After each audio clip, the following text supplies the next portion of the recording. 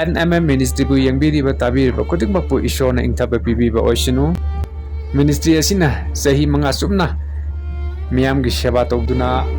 awa ana taraba kaya amadi leita leira anayek kaya singi angamba mateng khargada werbasu ekuna mateng pangjaduna ngasi bawuda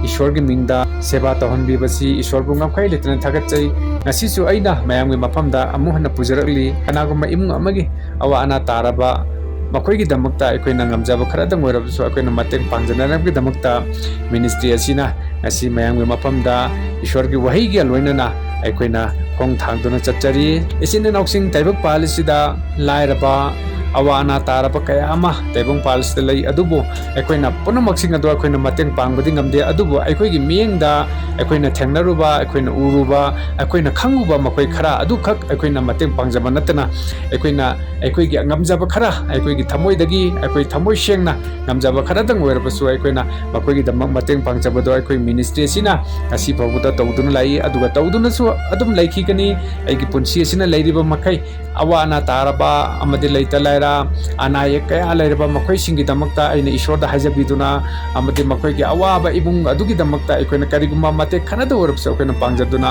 imung aduna haraw mamun nokpodo ishorgi miyengda asuki mate pami haibasi ishorna aikoida phawdok pibagi mapana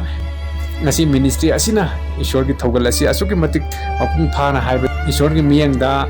ministry asina ishorgi thawjal miyeng khatha akoina thabak sing asi pangthok jaba ngamjabani ekoi ahan madai ishorgi hai kitang taminasi jekhariya pandup taret ki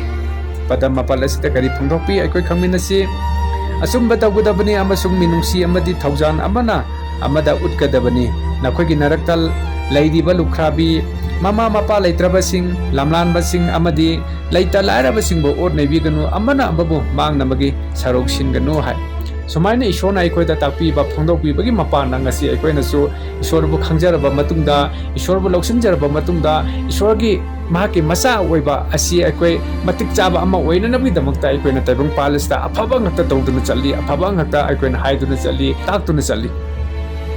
aikoi Jesu Christa thajagraba matungda aikoina afaba thabak tawdrabadi aikoina achumba lambida chatrabadi aikoina ishorgi aningbadu karino haibasi aikoina khangaga thabagoina pangthoktrabadi aikoi ishorgi masa kaubuda matik chade adunani ngasi aina taibang palisda lepchakraba matungda ishorna aiba achumba khangan bikraba matungda aina ngasi thauna leina pangal leina ishorgi damang achumbagi damang asengmagi damang ishorgi afawa pauksi angak fafangna sandokjaba ngamliba adua kanagumpa leita leira awana taraba makoigi damakta aina moi sengna ishorgi miyengda ishorgi nungsi thawjal makha pona aina mateng pangjaba ngamlebasi isine nauksi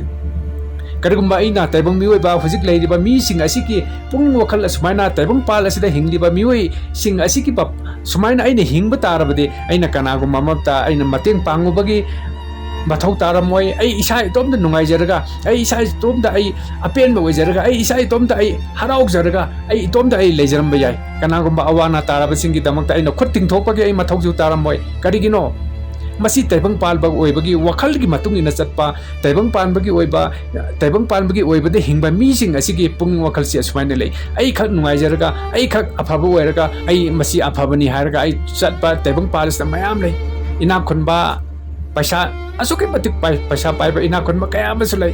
ngasi makoina migi mateng pangasu migi mamangda afaba sarga nomaka mateng pangama tokhigani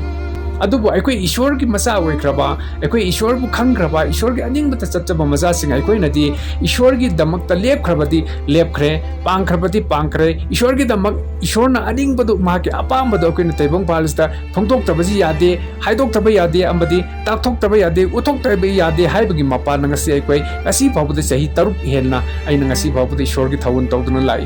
mamangaida aisu 2021 July thagi mamangi sahi dagi hek popodagi na July tha 2021 phawuda ai ishor khangamde adubu aina July gi tha last week ta ishor khanglakhiba matung dagi di aina ishor gi achumba ishor gi aningba ishor gi asengbado madu khangjaraga aina thabak oina pangthoga ngasi phawuda aina thamoi sengna thamoi tingna chali hoi ai gi punchi lambel asida aina satpa mafam asida aina afaba torokpa thabak khudimukta chalappa matamda afaba wahi harpa matamda afaba wanga ngangakpa matamda afaba thabak torokpa matamda taibang panbagi mi sing asina aibu namthananaba yahenanaba tukhainanaba hadanaba phunanaba chainanaba asiguma thabak kaya ama aigi punchi khongchat asida aina mayokna dona ngasi phabuda chali adubo aina asumbagi damakta aina ईश्वर के असेंग बदुगी दमकता अइना ngasi phawuda kanamata akiba leite kanamata aigi mayokta lepangamte ईश्वर न मतम चुपदा aigi favor da leibagi maramna aina chachaba mapam khudimongda ईश्वर की mahaki mating mangalna chingbi loina binga appreciation ngasi aina hingjari basi ईश्वर की थौजाल ईश्वर की नुक्सी मियंग खादे हिंजरिबनी अइन ngasi हिंगबजे ताइबंग पालबगी ओइदमता हिंगबनते अइन ngasi हिंगबजे ईश्वर की अचुमबगी दमक्तनी ईश्वर की नुक्सीबगी दमक्तनी ईश्वर की ngapiba kopiba थौजाल अदुगी दमक्तनी ngasi aina thawna fana lepchariba ngasi aina thawna fana satchariba ngasi aina thawna fana kanagumba awana taraba singi damakta aina karigumba khanata orabasu aina aigi araiba dudagi karigumba machet khanata orabasu aina mateng pangjaba ngamlebasi ईश्वर की थौजाल ईश्वर की अचुमबा अदुगी मपाननी aduna ichininaw ekoi ngasidi ekoi achumba lambi sida chachaba achumba lambi sida challaga ishor gi achumba thabak sing atu akoina tawruga chachaba orabadi ekoi gi punchi da hena nungaiba punchi ba ingthaba punchi ma chima ishona ohinbi gani ekoi ngasi aigi khallaga hingliba ai nungairaga ai ina khullaga ai paisa pairaga ai sak phajaraga ai phije chakcha phajaraga ai sanga chawraga sumaini hingliba punchi asi ekoi thadoktona kanagumba leita laira kanagumba awana tarba kayama taibang panbagi ekoi gi iramda manipur da orabisu kasin kuyada anabana thalaba abada awabana thalaba leita laira dana chodan adana leiraba awana kayama taibang palista ekoi gi iramda manipur sida kasin kuyada leiribani ngasi ekoi na thoktabani na ngasi ekoi na khotting thoktabani na ekoi na khangba ngamde uba ngamde adubu nahangna ehangna khotting thoba matungda nahangna ehangna chalaba matungda khong thangdoba matungda urakpa thengnarakpa matamda asugi matik thamoi kainingai gi masakni chininokchi aduna ngasi aina khara yaifare aduna ai tungana le thokpagi mohta kanagumba ai gil kairo le kaida warabsu aina uruba thengnaruba masak khangnaba warabsu khangnadaba warabsu makoida kariguma mateng ama pangjaraka makoi gi thamoi aduna makoi gi puning aduna makoi gi imung aduna inthaba nuksiba amadi kharada harau momon minong amata warabsu mikop amata warabsu nokchaba ngamnanaba ekoi thabo asi paikhan minasi changchen minasi aduka ishwar gi achumba si jo khangminaraga ekoi pangal thawna laina ishwar gi damak matik mangal mahaki matik mangal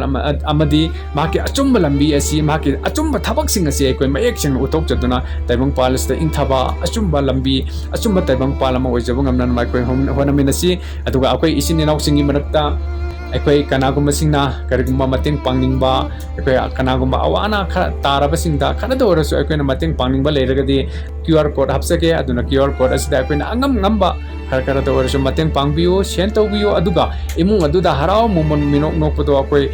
yengminasi aduga ishona su harauna nakna famda asugi matik nahangna pikhiba adudagi saruk chama hen ishona mok naunda refund tawbirakani ishona naunda hena blessing bibigani haibasi ain thamjani maduni aduna ekoi awana taraba iramda manipur da leiriba ekoi isinenau kayama imung kayama family kayama leiriba singase ekoi makoi imung manung singbo ekoi na saugat minaduna ekoi na kari kumba khara da orsu ekoi mateng tawminasi haibasi aina ngasigi message asida aina hajening maduni aduna kari kumba ekoi na mateng pangjagiba kaya kanagumba singna bibirakpa sen tawbirakpa some amount khara du ekoi na pukchel chengna tamoi chengna imung da pijaraga aina su imung adugi clip sing nojaraga aduga aina YouTube da amung na ai mayam ge mafam da saki sapon galoina na ai amona ai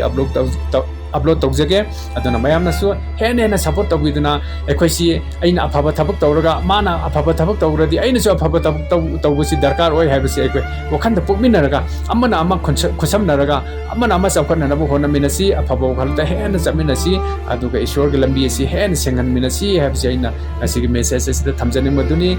aduga ministry sida support tawiningba ministry sibo yokhat miningba isinenau kaya yawbi bawrabadi ministry sida changchan minaduna ekoi ishwar ka achumba lambi si hena sahonjaba yanana ba hena angakpa fangna ishwar ki thabak sing asi ekoi uthokpiba yanana bidamuta ministry sida join tawiyo aduga ministry sida ekoi contact tawiduna ekoi amana amagi awana taraba kayagi mateng pangnana bidamuta amadi ishwar gi thauleba gi damuta ekoi hena khachamna jaminasi habisi aina photo chaning matuni kanagum singna contact tominingba amade